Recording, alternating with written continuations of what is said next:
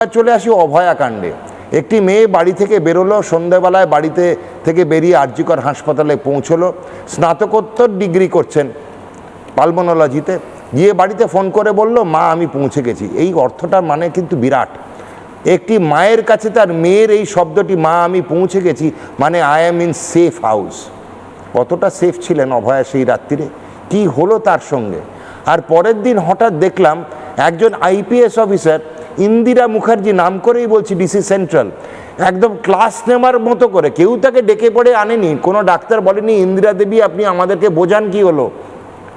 উনি একদম power point presentation দিতে আরম্ভ করলেন ক্রাইম সিনের ডান দিকে দেখুন ইনি দাঁড়িয়ে আছেন, ইনি ফিঙ্গারপ্রিন্ট এক্সপার্ট, কি না লাল জামা পরে বেরোলো কি ওই ফিঙ্গারপ্রিন্ট এক্সপার্ট হচ্ছে ডক্টর অভিক দে। কে তিনি? তৃণমূলের একদিন পৃষ্ঠপোষক কর্মী। তা আজকে শুনলাম 17 তারিখে এই ইন্দিরা মুখার্জিকে ইসিআই সরিয়ে দিয়েছে। কোন আইন মেনে উনি পাঠিয়েছিলেন ডিসি সেন্ট্রাল বা ডিসি নর্থকে অভয়ের বাড়িতে মৃত্যুর পরের দিন 15 লক্ষ টাকা হাতে দিয়ে?